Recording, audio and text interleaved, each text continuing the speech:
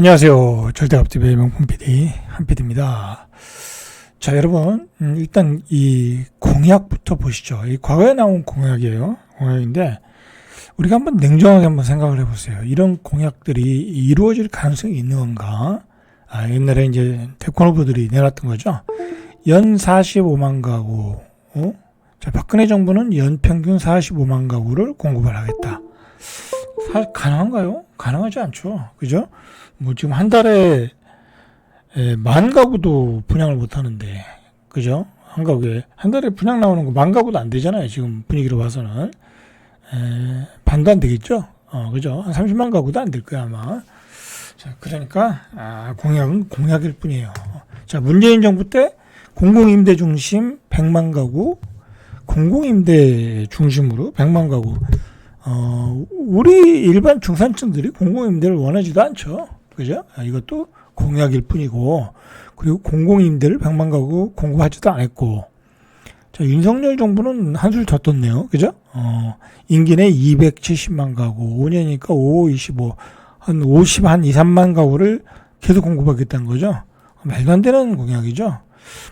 사실 뭐, 이렇게 공약을 남발하면, 이거 검찰에다 기소해야 되는 거 아닌 건가요? 그죠? 요즘 분위기가 그렇잖아요. 그죠? 대통령 공약을 내놔서 자기 표를 받아가는 거잖아요. 찍어달라는 거잖아요. 유권자들을 현혹 시키는 거잖아요. 말도 안 되는 공약을 내놓으면 그것도, 검찰에서 기소를 해야 되는 게 아닌 건가요? 뭐 그런 생각이 들어요. 요즘 뭐 세상 돌아가는 일을 보면. 자, 이렇게 공약이 말도 안 된다. 제가 일부러 이렇게 자꾸 공약을 여러분들한테 이야기하는 것은, 앞으로 공약이 쏟아져 나오잖아요. 그죠? 계속 이야기할 거거든요. 한번 우리가 검증하자 이거예요. 검증하자. 과연 실현 가능한 공약인가? 자, 20일 때 대통령 선거 이제 후보자가 다 결정이 되면 공약이 다 나오겠죠? 한번 검증을 해보시죠, 같이. 자, 그렇게 하자는, 측면에서 한번 이야기 해봤고요. 그 다음에 이제, 제가 요즘 이제 방송하는 내용들을 너무 심각하게 듣지 마세요. 저는 일개 유튜브에 불과해요. 너무 심각하게 들으시고, 그거에 대해서, 뭐 댓글을 막 다루시는 분들이 있는데, 하나의 의견이다. 어떻게 제 말이 맞아요. 그죠? 제 말이 맞으면 저는 떼돈 벌어야 되는 거예요. 그죠? 제 말이 맞으면 제가 떼돈 벌어야 되고, 아니, 뭐, 수십만 조회수가 나와서, 뭐, 말 그대로, 파급력 있는 인플루언서가 돼야 되는 건데, 뭐, 고작 1,몇백 명밖에 안 봐요. 그러니까 너무, 심각하게 들으실 필요 없고, 그 다음에, 하나의 의견이고, 이런 식으로도 전개될 수 있다. 이런 의견도 있다.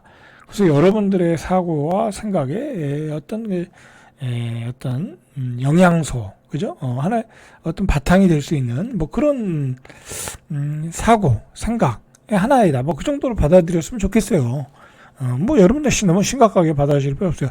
저는 이렇게 생각한다. 제가 공부를 해보니까 저는 이렇게 생각한다라는 것뿐이에요. 그리고 야, 너 뭐 얼마 전에는 뭐 이런 얘기하고 얼마 후엔 이런 얘기하고 왜 그러냐 그런 댓글도 있는데, 생각을 해보세요.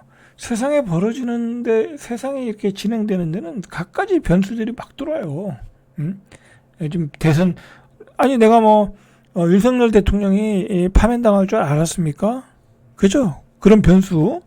그 다음에, 지역균형, 불균형 발전이 이렇게 심각할 줄 알았습니까? 이런 변수. 그 다음에 오늘 뒤에서 이야기하겠지만, 제가 또 누누이 요즘 강조한 게 뭐예요? 제가 최근 들어서 강조한 게, 지방의 유지들이 돈을 싸들고 서울로 올라오고 있다. 그거 누누이 강조했어요. 근데 그거 오늘 기사로 터졌어요. 뒤에서 이야기하겠지만 기사로 터졌어요. 그게 문제가 될 것이다라고 이야기했잖아요. 지방의 유지들이 자기 뭐 20억, 30억짜리 집 팔아가지고 서울에 강남에 집을 살 것이다. 그게 문제가 될 것이다. 뒤에서 지금 얘기할게요. 해운대에 계신 분이 원베일리 106억짜리를 샀다라는 거야. 해운대 유지인 분이. 예?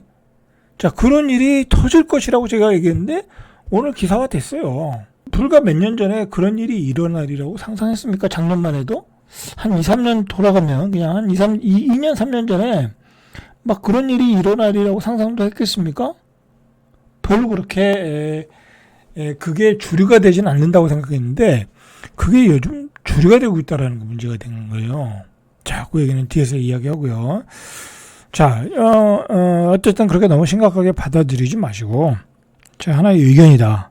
예? 여러분들. 그래서 사고의 스펙트럼을 여러분들이 넓으시고 판단하시는 데 도움이 되라. 그런 차원에서 이야기해요. 뭐 자꾸 제가 뭐라고 그러면 제가 이런 방송 할 의미가 없죠. 그죠? 할 의미가 없어요. 조회수 1000몇병 나오면서 내가 욕 먹어가면서 할 이유는 없죠. 그죠? 자, 보세요.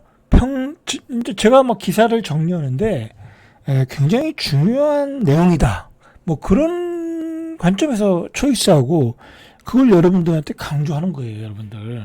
제 생각을 얘기하는 것도 아니잖아요. 그죠? 이런 사회적 현상, 부동산 시장에서, 경제 분야에서 이런 일이 벌어지고 있는데, 이걸 이런 관점으로 우리가 해석을 해야 된다. 그리고 앞으로 이런 일이 벌어질 수 있다. 거기까지 말씀을 드리는 거예요. 근데 그런 일이 실제로 터지고 있잖아요. 지금 문제는.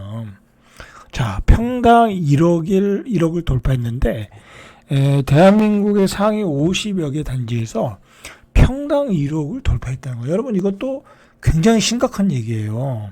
자, 이게 파이낸셜 뉴스에서 KB부동산의 3.3제곱미터당 그런 자료를 분석해 보니까 대한민국 상위 50여 개 단지에서 평당 1억을 넘는 단지들이 1억을 넘어섰다라는 거예요. 50여 개 단지의 평균이 1억을 넘어섰다라는 거예요. 여러분, 이거 굉장히 심각한 얘기예요. 쉽게 얘기해서요. 이제 잘못하면은 이 지금 50 플러스 알파거든요. 지금 50여 개 단지가 아니라 50 플러스 알파가 돼가지고 제가 얼마 전에 방송을 했어요. 자, 강남, 그 다음에 마용성, 그 다음에 과천, 그렇게 자꾸 강남과 중강남의 영역이 넓어져 간다. 서울에 여의도, 목동 자꾸 넓어져 간다. 자, 그게 서울 아파트의 시세를 폭발시키고 있다. 폭등시키고 있다라고 말씀을 드렸잖아요. 그죠? 자, 그게 그 이야기예요. 이게 통계로 보면 그 수치가 여기서 나타나고 있는 거예요, 여러분. 제가 거짓말하는 거 아니잖아요. 그죠? 뻥 튀기는 거 아니죠. 이렇게 현상이 나타나는데 어떡하겠어요. 제가 그래서 집을 추격 매수해라, 사라, 그런 얘기 안 해요. 판단은 여러분들이 하셔야 되는 거지. 저는 이런 현상이 나타나는 것에 대한 원인, 그리고 문제점, 그런 것들을 제가 포커스에 맞춰서 이야기를 하는 거예요. 그러니까, 대통령이든, 그 다음에 국회의원이든, 나오는 공약들은 현실과 맞질 않아요. 현실과 맞질 않아. 자, 실제로 벌어지는 일들은 여러분들이 앞으로 앞으로 살 집들이 살고 싶은 집이죠. 그죠? 50여 개의 그런 A급의 아파트들 또는 B급의 아파트들이 평당 1억을 넘어서고 있다라는 거예요. 그러면 32평이면 32억이라는 얘기잖아요. 우리가 학군 좋고 위치 좋고 그런 아파트를 여러분들이 32억에 살 수가 없잖아요. 그죠? 어떻게 사요? 저도 못 사요. 저도 못 사고, 대한민국 현재의 자산 기준으로 보면요, 30억 정도의 자산이 있어야지 대한민국의 1%예요. 그러니까 50여 개 단지에 사시는 분들은 대한민국 상위 1%예요. 1%예요. 자, 그렇게 돼가고 있다라는 거예요, 지금. 자, KB부동산은 이 3.3제곱미터당 시세 톱 단지 50여 개 리스트를 업데이트하고 있는데, 최소 50개 단지가 평당 1억을 넘어섰다. 그리고 50건 이하에도 1억 원권 초과 단지가 적지 않게 나타나고 있다. 자, 문제는요, 이게 문제는 뭐냐면, 이게 50여 개가 나중에 100여 단지로 확산될 수도 있다라는 데 문제가 있는 거예요, 여러분들. 설령 1억까지 안 되더라도 이 갭줄이기, 그러니까 50여 개에서 100개 사이에 아파트 사이에 갭줄이기가 또 일어날 수 있다라는 거예요. 수요가 폭발하니까 어떤 수요예요, 여러분들? 해운대에서 올라오고 대구 수성구에서도 올라오고요. 세종에서도 올라가고요. 대전 크로바 팔고 올라가고요. 그런 현상이 일어나고 있고 앞으로는 더 일어날 수 있다라는 거예요. 자, 그런 심각성이 있다라는 거죠. 자, 이게 얼마나 심각하냐면 통계 자료를 보면요. KB부동산 시계열 자료를 분석해 보니까 2023년 2월에는 11개 단지에 불과했다라는 거야. 평당 1억. 자, 불과 2년 전에 평당 1억은 11개 단지에 불과했고요. 24년 2월에는 18개 단지에 불과했고요. 하지만 올 1월에 34개였고요. 3월에 43개. 여러분, 이게 폭발적으로 증가한 게 뭐 때문에 그렇게 했어요? 토지거래 허가제 때문에 그런 거예요. 토지거래 허가제 때문에. 여러분들, 토지거래 허가가 되면서, 야, 이거 이런 조치를 취할 정도로 서울의 아파트 시장이, 뭐랄까, 문을 열어준다. 그러니까 토지거래 허가제를 풀어준다는 거죠. 그랬다가 폭동이 일어나는구나. 그거를 사람들이 체감을 한 거예요. 그러면 서울의 A급 아파트 50여 개 단지는 팔면 안 되는구나. 가지고 있는 사람은 그렇게 생각하고요.